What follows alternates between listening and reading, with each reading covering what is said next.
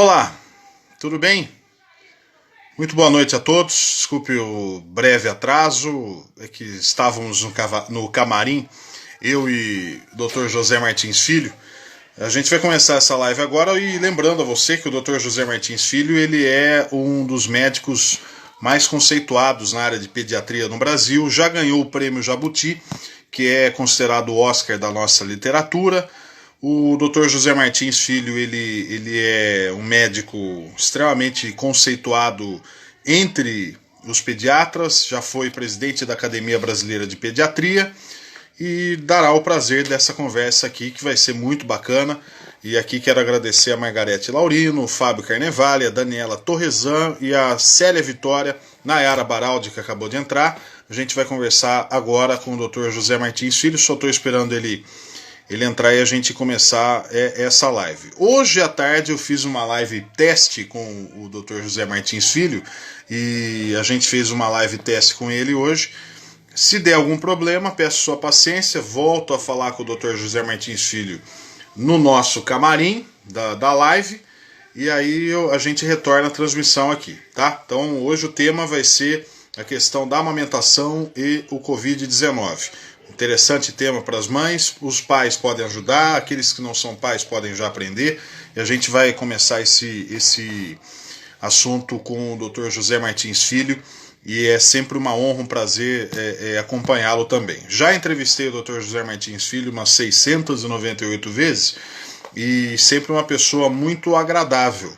O Dr. José Martins Filho, além de ter sido reitor da Unicamp, já teve contato muito direto com o grande escritor José Saramago, já foi presidente da Academia Brasileira de Pediatria, ele é membro da Sociedade Brasileira de Pediatria, ele tem mais de 15 livros publicados, então tem uma vasta história aí na área da pediatria. Então só estou aguardando o Dr. José Martins. Ele entrando aqui, a gente já começa esse aqui. Entrou o Dr. José Martins Filho, vou chamá-lo e a gente vai começar o papo agora. Martins Filho, que algum dia da vida falou que foi goleiro, né? Então isso aí é uma lenda urbana e um boato. Convidei o doutor, tá fervendo o bule aqui para ele entrar e a gente dividir tela e começar esse assunto com ele. Uma das coisas que a gente vai tratar é uma síndrome chamada de Kawasaki. Quero saber junto com ele, junto com você, sobre essa síndrome também. Dr. José Martins Filho. Oi. Vai falar com a gente agora. Ainda não estou vendo o senhor, doutor. Se tiver ruim a conexão, a gente parte para o plano B, né, que seria o escritório do Dr. José Martins Filho, para a gente conversar. Você tá me vendo? Estou te vendo bem. Você está me vendo? Eu não estou te vendo, mas se você estiver me ouvindo bem, daqui a pouco aparece aí, a gente vai te ver. Eu estou vendo você e eu estou vendo a minha imagem aqui embaixo. Está tudo bem, parece. Que por enquanto não tô com.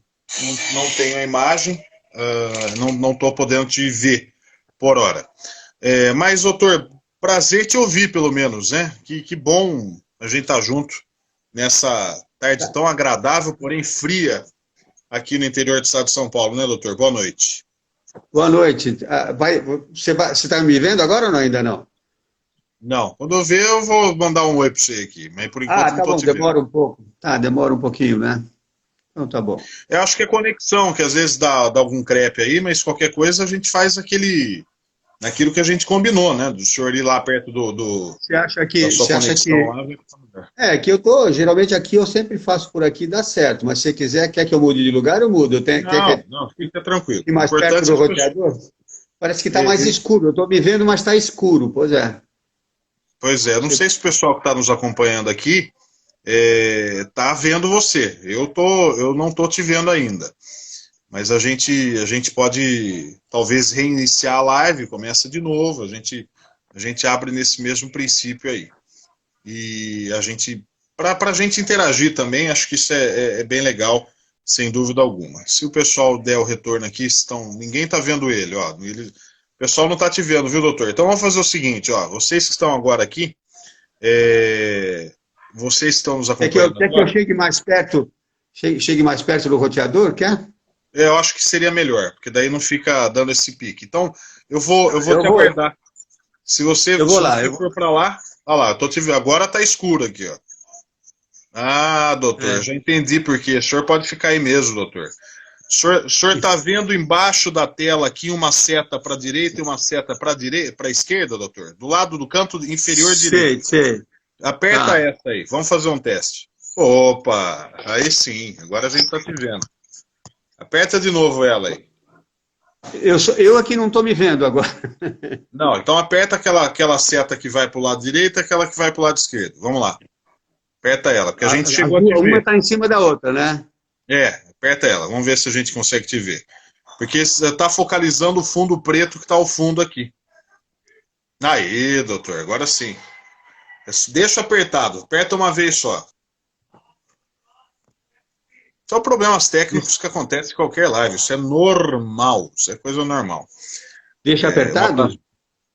Não, é só apertar uma vez. Aperta de novo. Que está focalizando o fundo atrás do seu celular. Por isso que está tudo preto aí. Aperta uma vez só.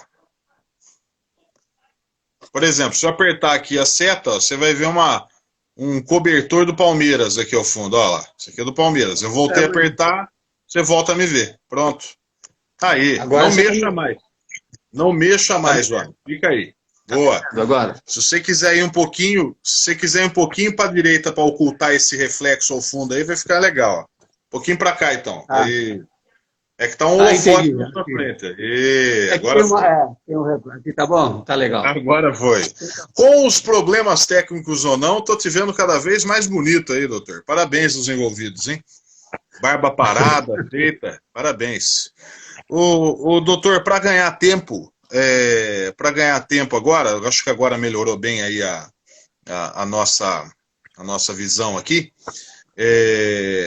Doutor, primeiro, uma boa noite, bom te ver. Eu queria que o senhor falasse sobre amamentação e coronavírus, o tema proposto dessa nossa prosa de hoje. Olha, eu agradeço muito a oportunidade de falar sobre isso, fico feliz, muito obrigado pelo convite. Nós que já trabalhamos tanto junto, né? Você já me entrevistou na rádio, naquele seu programa lá muito bom. Eu trabalho há muitos anos com crianças, né? Sou pediatra, sou professor de pediatria e com nutrição.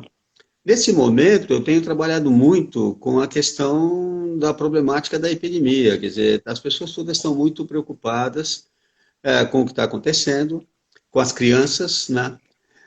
Principalmente, no começo da epidemia, havia uma informação que era não muito clara. Se dizia que as crianças não sofriam tanto o problema da doença, que elas tinham dificuldades para ficar doente e responder inflamatoriamente, porque elas não tinham condições de reagir ao vírus como os adultos, e por isso elas nem sempre mostravam sintomas, mas que elas podiam transmitir a doença e precisava tomar cuidado, que não se devia deixar essas crianças perto de idosos, que são mais propensos a ter quadros graves, etc.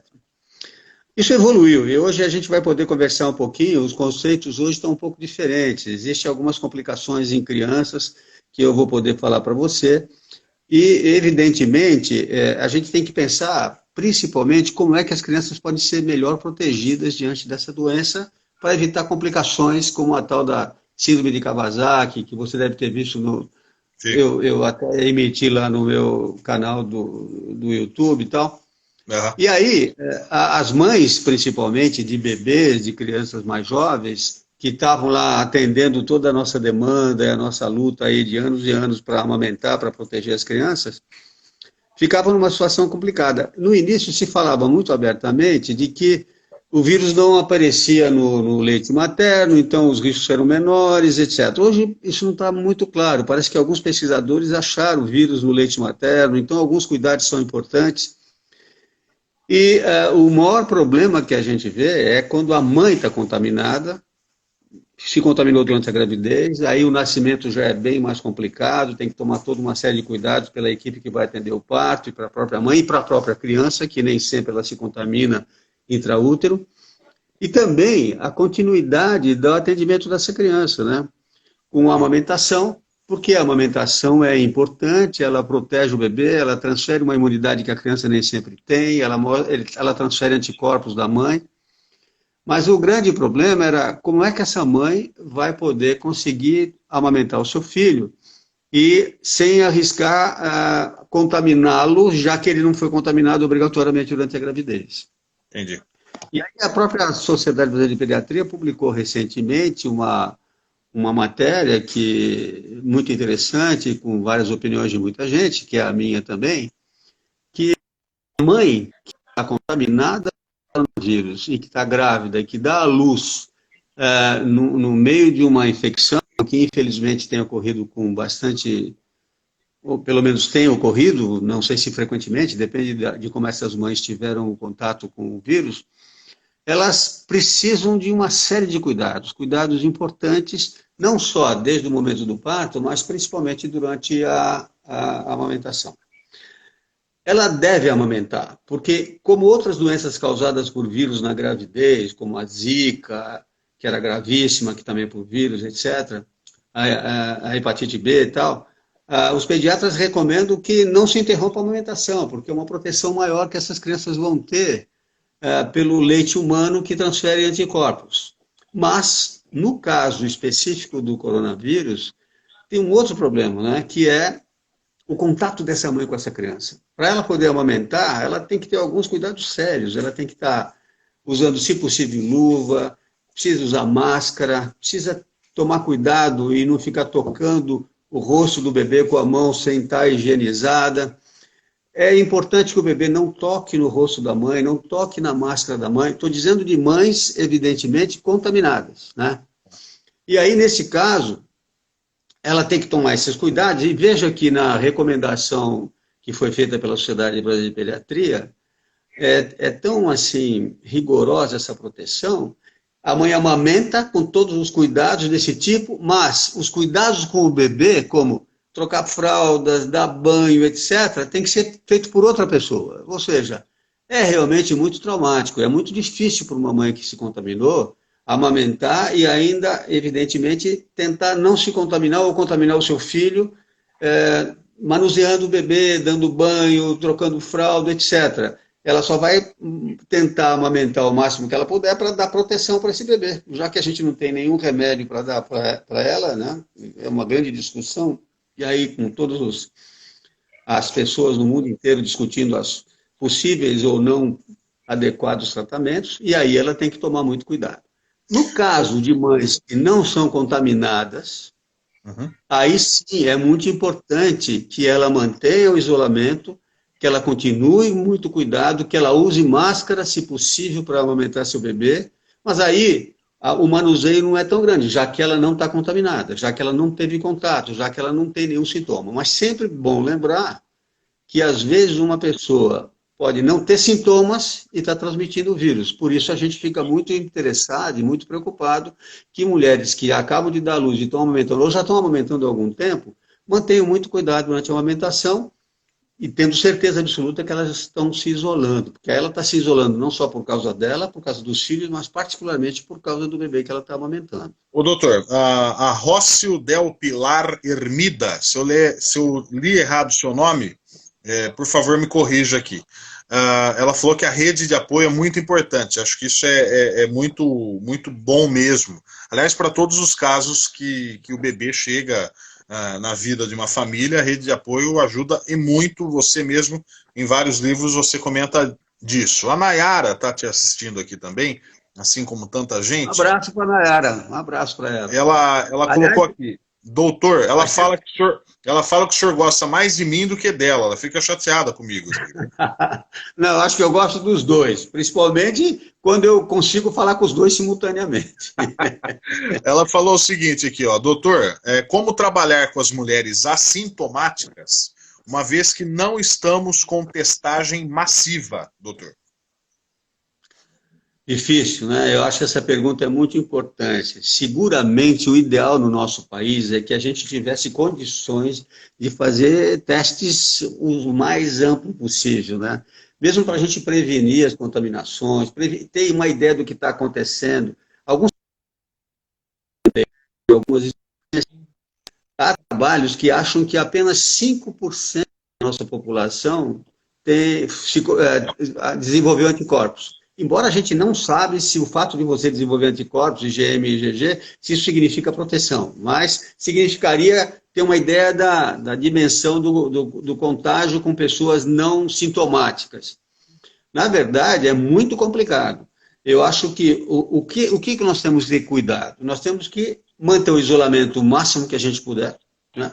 As pessoas que trabalham como eu, que tenho que atender às vezes os pacientes, aí eu vou com todo cuidado, vou vestido de astronauta, né, com máscara, face shield, avental descartável, etc., usando outra máscara por dentro, pedindo para os pais que me trazem as crianças para ver, que venham de máscara, que tirem o sapato na porta do consultório, esterilizar o consultório no intervalo de cada vez que a gente vê uma pessoa, diminuindo ao máximo as consultas desnecessárias, por exemplo, quando a coisa é leve, que a gente pode orientar a mãe por telemedicina e tal, é melhor, mas tem casos que a gente precisa examinar. Então, nesses casos, eu nunca sei se a pessoa que eu vou ver, ela tem sintomas, se ela tem sintomas, ela me avisa e eu tenho cuidados extras ao máximo. Agora, não é porque ela não tem sintomas que ela não pode contagiar, né? Porque a gente sabe que algumas pessoas podem transmitir a doença sem estar com sintomas. E é por isso que eu sou um dos defensores do uso de máscaras para valer. Eu acho que as pessoas têm que perder o medo de usar máscaras. Eu fico muito triste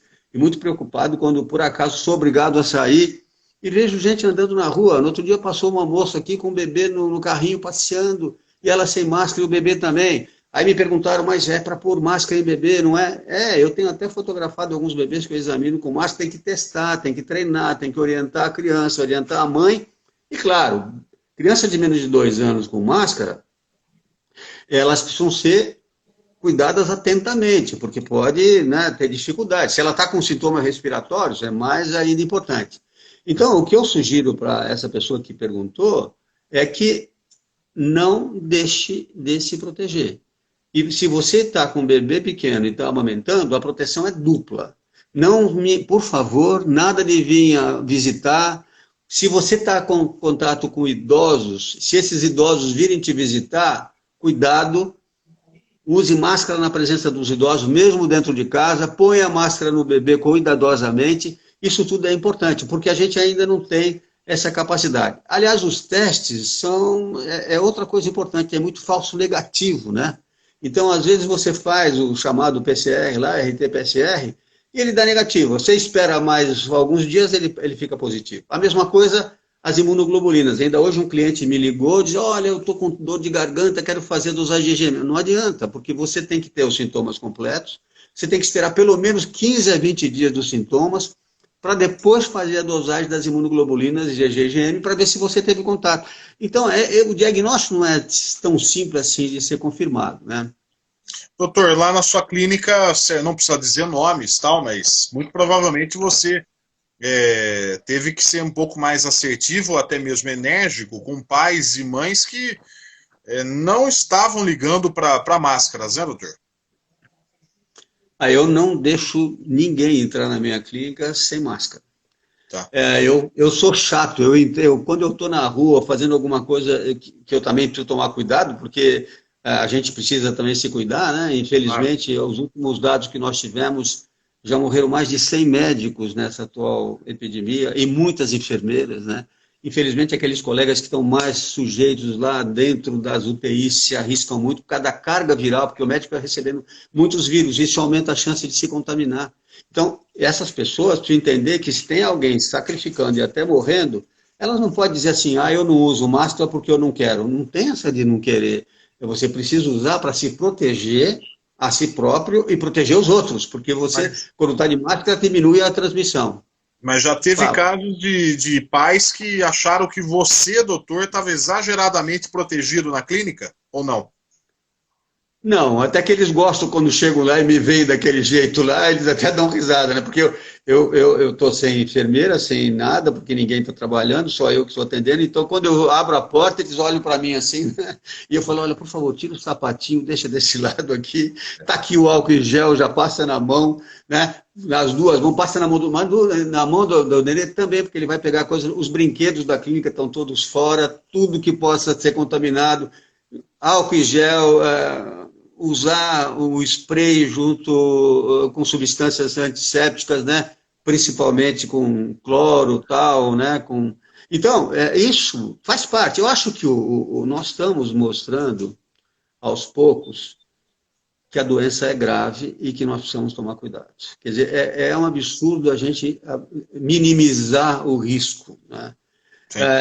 Outra coisa que me deixa triste é a politização da discussão da doença. Acho que isso é errado. É errado isso. A gente precisa pensar na saúde.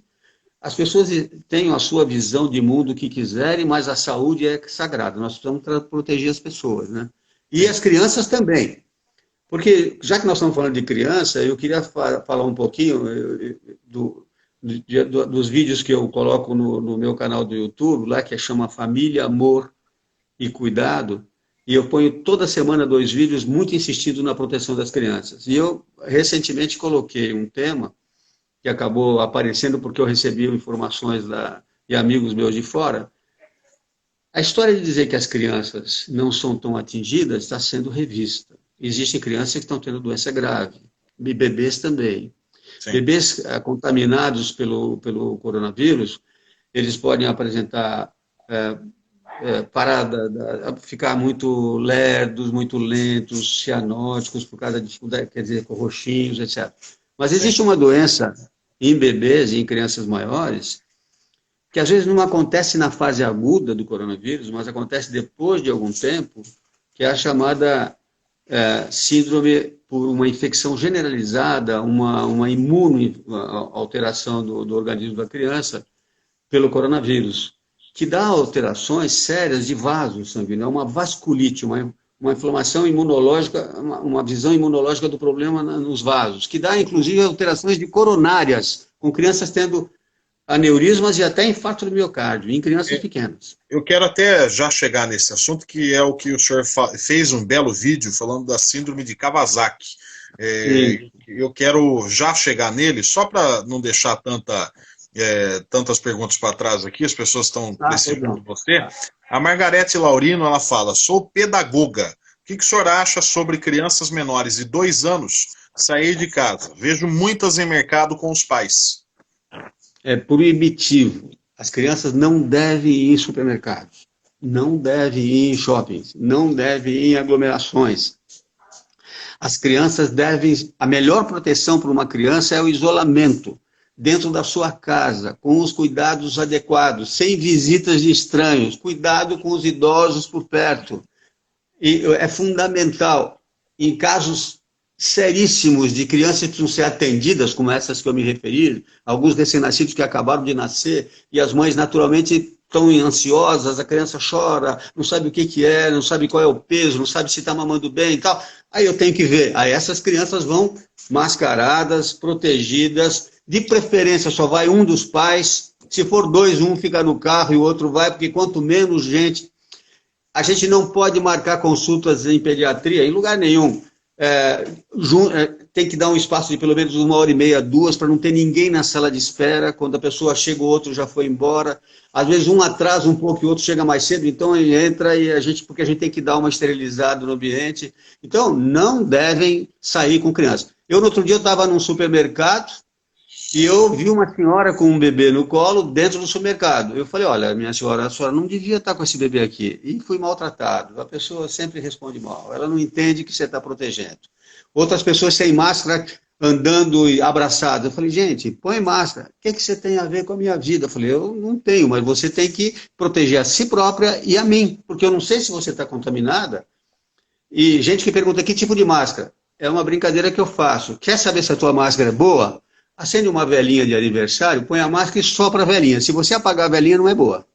Senão ele está passando a sua máscara. Então você tem que ter uma máscara que essa passagem de ar não seja tão fácil, né? Se você tem aquela máscara comum, tal, usa um papelzinho por dentro, talvez até para fazer um pouco de proteção, porque é para realmente tentar impedir que fluxos de ar com partículas, né? A mesma coisa é andar na rua. Você vê gente correndo na rua. Essa é uma coisa interessante. Ou mães empurrando carrinhos andando de bicicleta. Se você anda devagar, eventuais partículas que alguém deixou porque espirrou e tossiu de suspensão, o teu movimento lento, você vai empurrando o ar. Então, esse ar não gruda na tua roupa com facilidade. Agora, se você corre, ou anda de bicicleta, você impacta com essas partículas, e aí você contamina a sua roupa. Então, eu vejo gente correndo, sem máscara no meio da rua.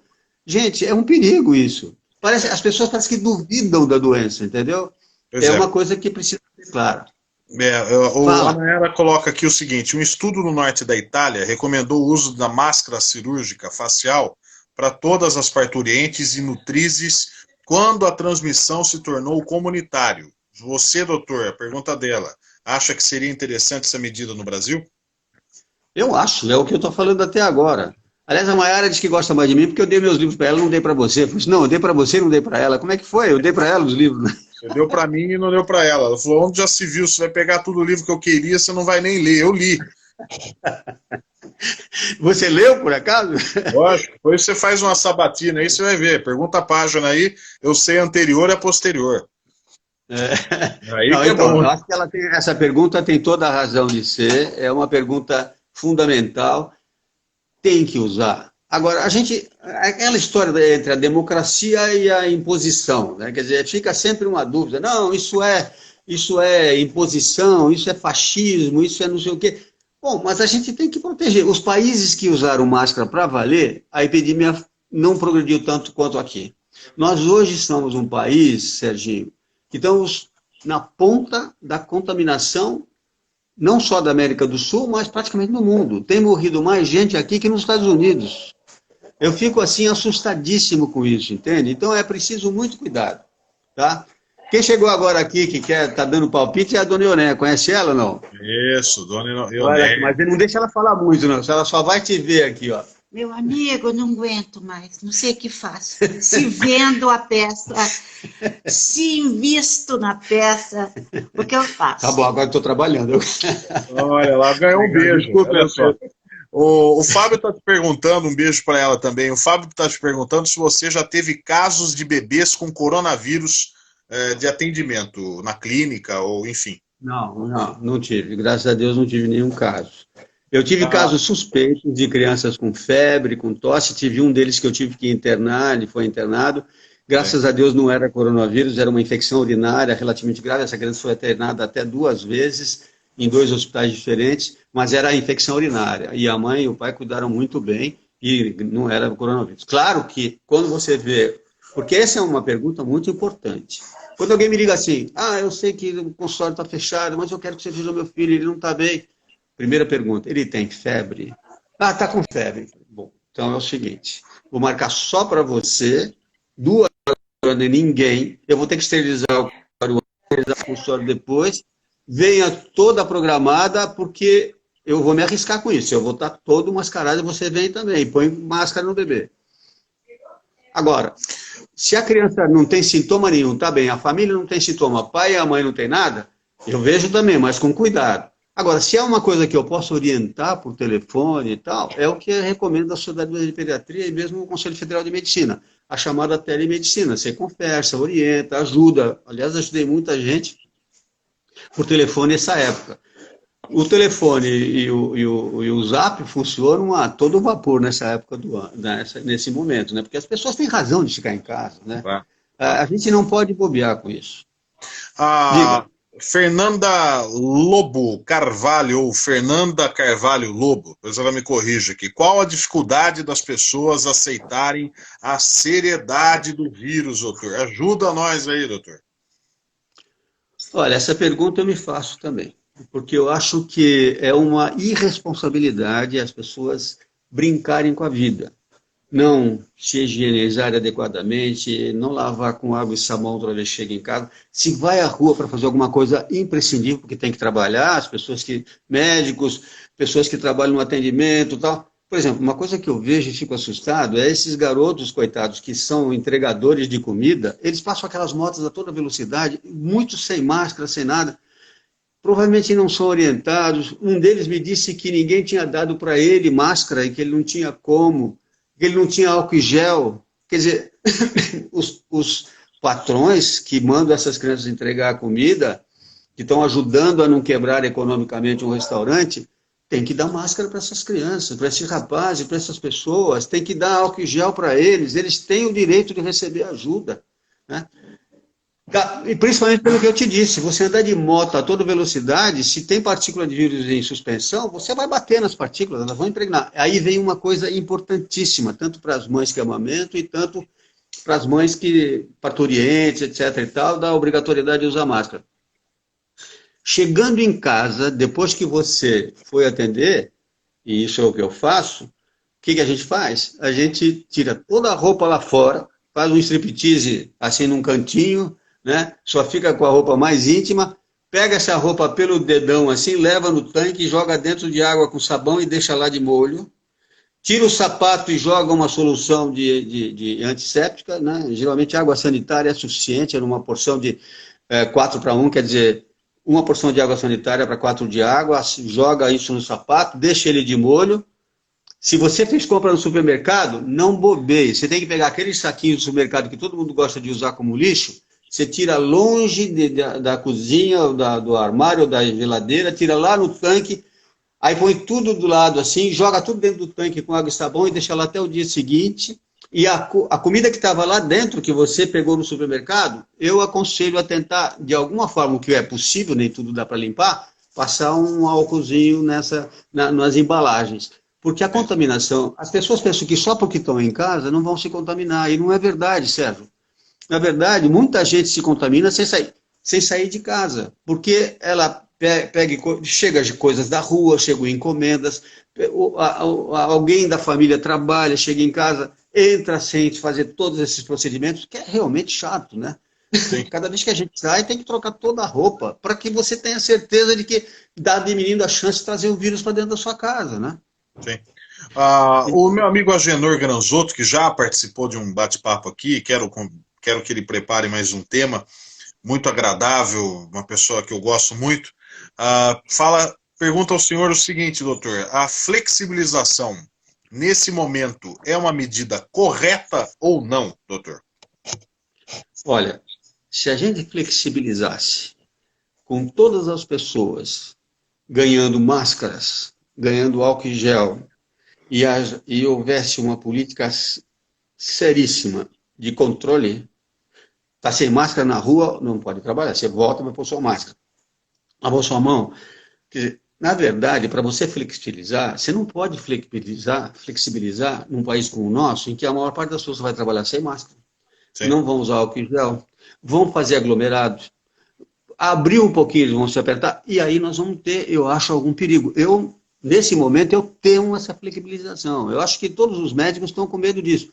Eu sei, eu entendo perfeitamente bem as pessoas que estão perdendo dinheiro, que estão sem trabalhar, está difícil, a economia é grave. Eu entendo as pessoas que dizem, desculpe a tosse, com razão, de que há um segundo problema seríssimo econômico das pessoas que estão perdendo a chance de ganhar seu dinheiro, que são microempreendedores, que trabalham sem emprego, que não têm dinheiro salarial, que depende, aquela brincadeira que a gente fala, trabalha no almoço para pagar o jantar, né? Quer dizer, essas pessoas estão sofrendo muito. Eu entendo a preocupação do governo. Em alguns lugares isso foi tentado, mas aí tem que se... Eu tenho uma filha que mora nos Estados Unidos, que trabalha lá, ficou 2 meses sem trabalhar, ela é empreendedora lá, microempreendedora, ficou parada, desesperada, não ganhava um tostão durante 2 meses. Bom, os médicos liberais que não estão no hospital, o consultório fechou. O consultório a gente vê uma criança por semana ou 2 e a gente segura, porque a gente não quer que as crianças se exponham. Então, todas essas pessoas estão sempre angustiadas economicamente, mas nós estamos diante de uma epidemia grave por um vírus muito agressivo, altamente mortal, e digo mais, infelizmente, ele não vai embora tão fácil, viu, Serginho? A gente ainda vai pagar um preço alto por esse vírus durante algum tempo. Eu acho que a gente vai... Hein? Deixa eu te fazer uma pergunta. Cloroquina, o senhor acha que saiu hoje que a França e a Espanha vetaram o uso da cloroquina. O senhor acha que isso também entrou na parte de politizar a doença aqui no Brasil? Se colocou a cloroquina como uma panaceia do problema? É muito discutível, porque não há nenhum trabalho assim de amplo reconhecimento científico de que a cloroquina tem um efeito adequado. No começo, quando a gente começou a discutir tudo isso, eu inclusive dizia o seguinte, olha, se não tem remédio nenhum, se você ficar doente, cloroquina, vejam pessoas famosas, autoridades que tomaram, né? Quer dizer, eu até dizia, quando as pessoas me cobravam isso, eu falava, olha, gente, tem que pensar na ciência, tem que pensar no humanismo. A esperança e até placebo salva a gente. Imagina você entrando numa UTI, ou muito doente, sabendo que você vai para uma UTI onde você vai ser entubado e vai ficar anestesiado e não vai saber se você vai sair da anestesia. Não tem outro remédio, não vão te dar nada, e só tem a cloroquina? Bom, eu tomaria. Você tomaria? Provavelmente. Sabe, entendeu? Então, agora, claro que é preciso falar que na ciência ela é fundamental. A gente não tem nenhuma prova de que ela funciona bem. E existem histórias de alterações de frequência cardíaca, arritmias, etc. Agora, por outro lado, eu tenho amigos meus, colegas de turma, inclusive, que trabalhavam em lugares assim onde tinha grande quantidade de malária e tal, e usavam cloroquina de cotina, né? E usavam cloroquina e nem se falava muito dessas coisas, porque, por exemplo, pessoas com artrite reumatoide, que é uma doença imunológica, usavam cloroquina. Agora, o que está aparecendo recentemente é o uso da tal ivermectina, né, que é aquele remédio para piolho e tal. Parece que tem alguns trabalhos interessantes, mas nós não temos nada cientificamente comprovado ainda. Não dá para. Uma coisa que não deve ser feita é usar preventivamente. Não se deve. Eu recebi essa semana uma mensagem desesperada de um pai que nem é meu cliente, mas que me conhece, eu acho que conhecia meus trabalhos e tal, perguntando se ele podia dar ivermectina para uma criança de 9 meses com a dor que eu recomendava. Eu falei, mas peraí, mas ela está doente? Não, mas nós estamos desesperados, minha mulher... Não, por favor, não faça isso, porque todos os remédios têm complicações. Olha, placebo e água, que podem tratar pessoas, tem problema. Quer dizer, água pode... Você morre afogado e só cair numa piscina, água pode matar, né? Morrer afogado.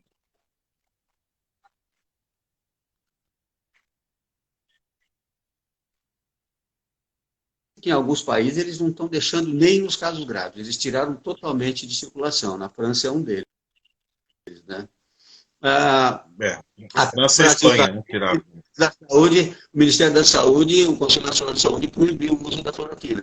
Então, é uma situação muito grave, muito difícil, e não dá para recomendar para ninguém. Essa é uma decisão pessoal que o médico e o paciente vão ter que assumir a responsabilidade se ele quer usar ou não. Parece que até apareceu agora, é uma coisa séria isso, eu até li no jornal ontem, e há uma discussão entre os médicos, que parece que foi colocado uma situação de que os médicos não poderiam receitar, porque isso poderia significar um dano, e nem eles teriam o direito de receitar a cloroquina. Pelo menos isso foi pensado. Não sei se você viu essa mensagem. Não, agora, se isso acontecer, nós ficamos numa situação muito séria. Eu não sei se isso é comprovado. Agora, graças a Deus, eu não precisei de nenhum momento de usar cloroquina ou qualquer medicamento, porque não tive a chance. Essa criança que eu falei que veio com febre evoluiu para um quadro de infecção urinária e ela foi tratada, internada no hospital. Os pais ficaram lá dentro do hospital com a criança, usaram máscara o tempo todo. Depois eles se pouparam, ficaram preocupados que eles foram expostos, né?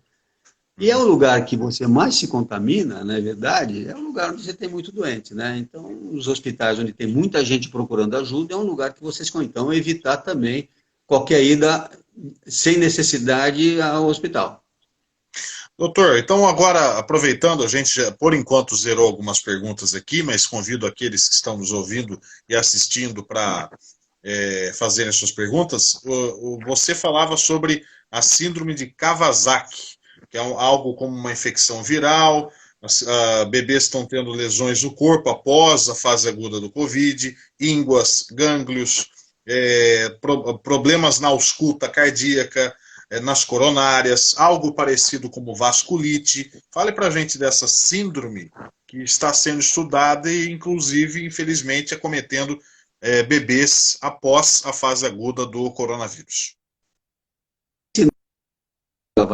Já outras infecções, de preferência virais, complicações dessas infecções, como se o organismo reagisse a alguns tipos de vírus. E recentemente apareceram em alguns países, na Inglaterra, na França, na Itália, parece que nos Estados Unidos, aqui no Brasil houve suspeita de 2 ou 3 casos em São Paulo, aqui em Campinas parece que houve um caso suspeito. Agora, inclusive o pessoal está dizendo que é síndrome de Kawasaki-like, ou seja, parecido com a tal da síndrome de Kawasaki, que é uma infecção generalizada, uma vasculite, uma infecção importante, principalmente em crianças, numa fase mais posterior à fase aguda. É uma doença grave. O diagnóstico tem que ser feito pelo pediatra. Uma criança que teve febre, que melhorou, que estava com um pouco, entre aspas, um resfriado, que havia suspeita de um contato, e que parece com gânglios, com vermelhãozinho no corpo, com inchaço nas mãos e pés, imediatamente tem que ser visto pelo pediatra, tem que ser visto num lugar competente, tem que fazer um eletrocardiograma, ver como é que está essa frequência cardíaca, porque uma das coisas que ocorre na síndrome de Kawasaki é uma coisa chamada aneurismas, principalmente de coronárias, que são as artérias do miocárdio, do coração. Isso pode levar a problemas sérios, inclusive, teoricamente, um infarto do miocárdio, que é uma coisa muito, muito séria em crianças, né? É raro, mas dá. É uma complicação grave, né, de algumas crianças, mas parece que não é frequente, mas está aparecendo agora mais evidentemente. Doutor, o Agenor colocou o seguinte: no caso da internação de criança por Covid, nenhum parente pode acompanhá-lo durante esse período de internação, doutor? Essa é uma pergunta muito complicada e muito séria, você tem toda a razão. Eu não tenho, nesse momento, nenhuma informação de alguma decisão sobre acompanhamento de uma criança que, teoricamente, seja internada e a família fique junto. Como pediatra, eu sugeriria que seria permitido a uma dessas pessoas, se possível a mãe, sabendo do alto risco disso, que pudesse ficar perto dessa criança. Eu não tenho conhecimento de nenhum caso específico que tenha acontecido isso. Uma criança que tenha sido internada e precisou de uma pessoa junto. Mas é uma pergunta muito importante. O grande problema da doença grave que necessita de intubação, quando você está numa fase em que você perde respiração, porque essa doença é uma doença incrível, porque no começo se pensava em pneumonia, porque apareciam grandes lesões pulmonares nos exames, né, sobretudo na tomografia. Hoje, a gente sabe que ela é uma doença hematológica, que alega muito problema de coagulação sanguínea. E essas infiltrados que você vê no pulmão, nos exames, são consequência disso, né? E de ferro que se deposita, porque a hemoglobina... E essas pessoas têm muita falta de ar, por isso que elas precisam ser entubadas. Em adultos, quando você entuba essas pessoas, não tem sentido ficar ninguém perto, porque a pessoa fica anestesiada. Se a criança for entubada e ficar anestesiada, também não vai adiantar ter ninguém do lado. Mas eu não tenho conhecimento, nesse momento, de uma criança que foi entubada porque teve uma lesão grave desse tipo, né? Na verdade, a gente está numa fase agora que, pelo menos, a gente está começando a conhecer essa doença um pouco melhor agora, vendo essas coisas de complicações tardias, mas eu não tenho, por exemplo, nenhum conhecimento pessoal, deve haver, ou eu não sei, eu não vi porque eu não estou trabalhando no hospital, né? De crianças que precisaram ser entubadas por deficiência de oxigenação. Uma das coisas que a gente recomenda no coronavírus, quando a pessoa começa a ter sintomas e tosse, se ela tem falta de ar, mesmo que ela ainda não foi para o hospital e está indo, mas ela chegando, ela precisa medir a saturação de oxigênio. O que é isso? É saber quanto de oxigênio está circulando nesse corpo. Às vezes você nem tem ainda a falta de ar e já começa a ter dificuldade de saturação de oxigênio. E é isso que leva as pessoas a precisarem ser entubadas e receber oxigênio-terapia. Uma coisa muito dolorida, muitas vezes, é que quando você entuba um paciente adulto e ele fica sob sedação, entubado, evoluindo mal, e até recentemente apareceu um abaixo-assinado aí.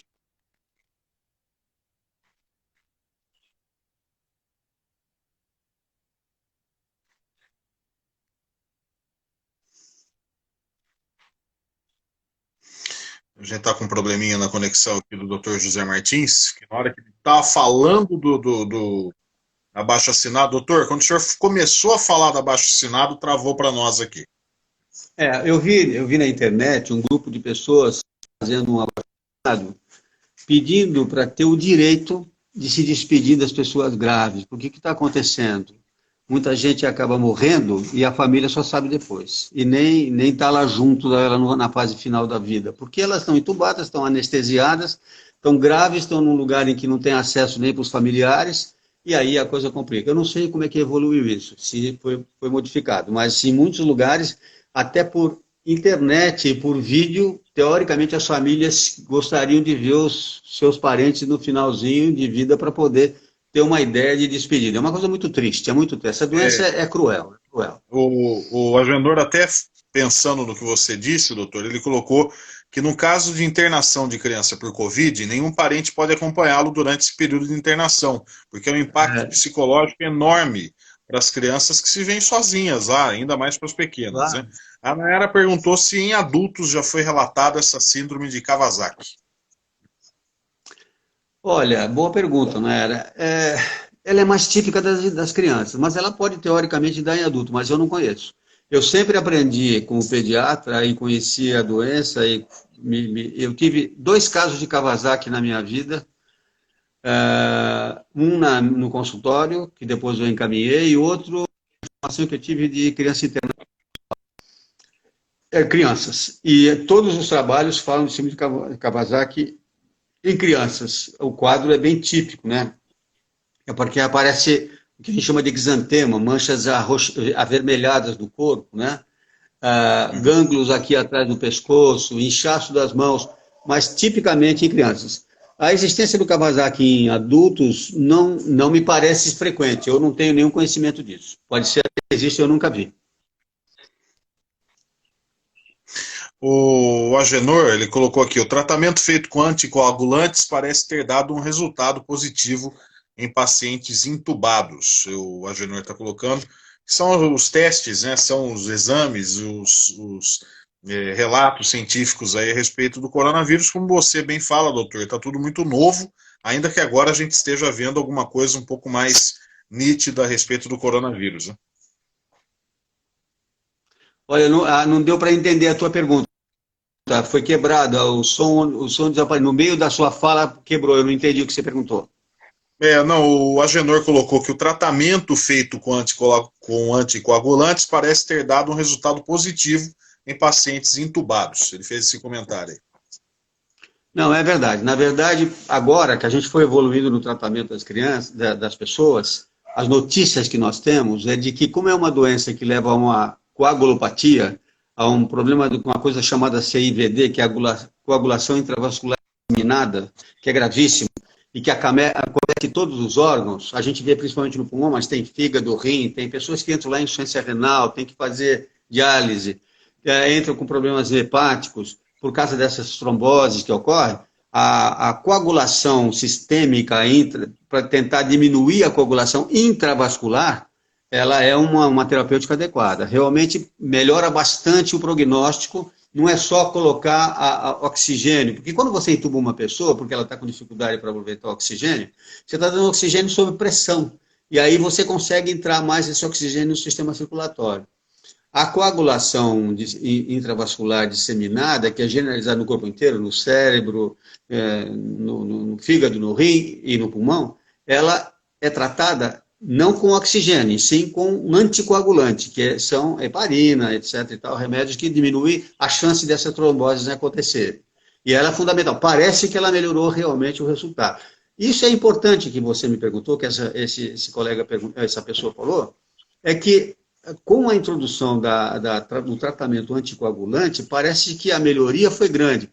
E outra coisa importante, a gente fala tanto dos riscos e da mortalidade, do número de mortes, mas tem muita gente, graças a Deus, que consegue escapar, e que se tratam, e que melhoram, e que a gente consegue salvar essas pessoas. Isso está associado, atualmente, a precocemente essas pessoas serem oxigenadas e tratadas. Então, quando a gente falava no começo da doença, não fique em casa, não vá para o hospital, etc., era para proteger o sistema, tá certo, mas a hora que você começa a sentir dificuldade respiratória, você tem que ir para o hospital. Porque essa é a hora que você, se preciso, vai ser tratada com intubação e com coagulação, que te dá chance de sobrevida muito maior. Doutor José Martins Filho, eu aqui tem uma outra pergunta aqui, deixa eu pegar. Agradeço aqueles que estão participando e aqueles que estão acompanhando desde o início, o Tenelli, a Rócio, a Margarete, a Eliane, o pessoal está acompanhando desde sempre aqui, desde o início, os que chegaram depois, bem-vindos sempre. O André e a Michele, dois amigos muito queridos, eles fazem a seguinte colocação. O período, doutor, dias, deixa eu pegar aqui, o período, dias, sintomático das crianças é o mesmo dos adultos, doutor? Esse período a gente acha que desde a hora da contaminação até o aparecimento da doença, varia bastante. Pode ser de 6 a 15, um pouquinho mais dias. Isso pode acometer em qualquer paciente. O problema na criança pequena, particularmente, que ainda bem que muitas vezes ela não tem a doença grave, é que a sintomatologia é mais difícil de sentir, né? Porque quando você é adulto, aí você começa a sentir a garganta irritada, dor no corpo, mal-estar, você fala, puxa vida, será que eu estou tendo alguma coisa aqui? Isso nem sempre é claro numa criança. Como é que a gente observa a criança para ver se esse sintoma tem algum sintoma diferente? A mãe tem sempre muito olho clínico para isso, e a avó, as famílias estão perto, o pai, se é presente e frequente. É aquela criança que começa a diminuir a movimentação, fica quietinha, começa a mostrar sinais de cansaço, reclama de dor na perninha. Essa criança, se teve suspeita de algum lugar, se andou em supermercado, se andou em aglomeração, se foi em festa, etc., é uma criança que tem que ser vista com cuidado e observação. Assim, parece que a Doutor, sintomatologia grave... Pois não, Fala. pois não. Não, deu uma cortada. Não, eu só ia fazer um complemento aqui, a pergunta do Agenoro, se os protocolos estão sendo padronizados no tratamento de casos graves. Olha, eu não trabalho em UTI, mas eu acho que sim, eu acho que os protocolos estão sendo colocados adequadamente nos lugares em que as pessoas devem ser tratadas, mas eu não tenho acesso a isso porque eu não sou um intensivista. Eu fiz cuidados intensivos neonatais quando eu trabalhava na maternidade, quando eu era berçarista, né? Tenho experiência em neonatologia, mas faz anos que eu não trabalho mais em cuidados intensivos, nem neonatais, nem pediátricos. Então, esses protocolos de casos graves são típicos de hospitais de cuidados intensivos. Teoricamente, eu acho que eles estão sendo feitos adequadamente. Olha, uma coisa que essa doença mostrou foi uma coisa que, para nós médicos, teve uma importância grande. As pessoas perceberem como é difícil, às vezes, exercer uma medicina de bom padrão se você não tem uma infraestrutura paralela que apoie esse trabalho. Aí os médicos entram, às vezes, em situações, você sabe, volta e meia aparece aí na mídia, lugares que os médicos nem têm material para se proteger, nem tem face shield, não tem... Quer dizer, eu não sei onde, mas eu vi coisas na mídia dizendo, eles estão reclamando. E mesmo as entidades médicas têm lutado muito para cobrar isso, as pessoas têm que se proteger.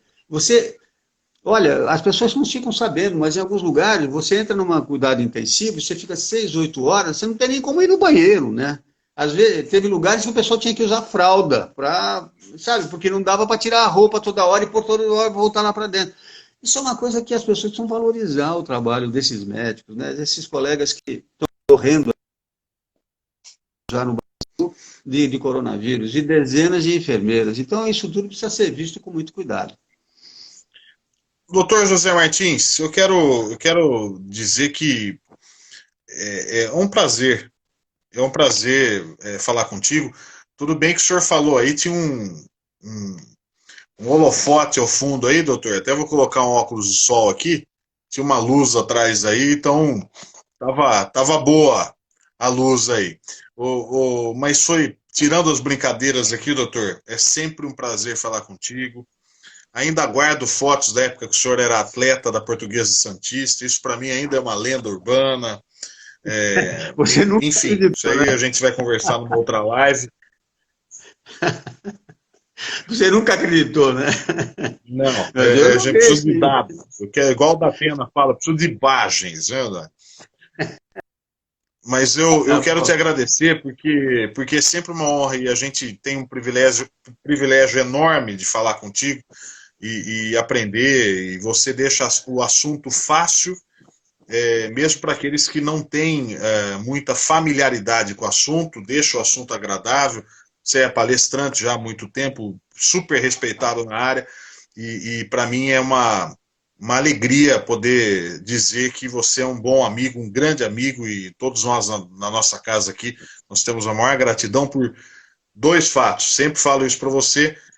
O primeiro, de tanto que você me ajudou com a minha mãe nos últimos períodos da vida dela, e depois também com a minha sobrinha Estela, que é um grande tesouro que veio na nossa família, e você nos ajudou bastante também. Eu quero te agradecer, muito obrigado, e eu quero te convidar mais vezes. Agora você pegou gosto por live, para a gente fazer um outro bate-papo em outra oportunidade. Tá. Eu queria aproveitar também para te dizer o seguinte, eu agradeço. Eu queria dizer que nós estamos fazendo um trabalho muito intenso no YouTube, com o meu canal do YouTube, que é o Família, Amor e Cuidado. E que Muito lá bom canal. eu ponho vídeos toda semana, 2 vezes. Nós acabamos de fazer uma conferência em Recife, convidado pela Prefeitura de Recife e pela Unicef, né, que eu sempre agradeço, porque sempre me apoiou muito na minha luta pelo aleitamento, em que eu falei sobre a vida do bebê e que seguramente as pessoas que quiserem podem ter isso disponibilizado através do teu canal, através do meu canal, através nós vamos postar isso saiu online lá em Recife, está na televisão lá, parece de Pernambuco, e é um trabalho que responde muitas questões sobre essa vida do bebê e da prevenção da saúde infantil nesse momento. Que como nós temos que prevenir as crianças, não é só na amamentação, que é fundamental, mas é isso que você me perguntou muito bem. Pelo amor de Deus, não me vão com crianças em supermercados, não me vão com crianças em lugares que eles podem se contaminar. Participem ativamente da luta de todos nós para proteger essas crianças. Tá bom, Sérgio?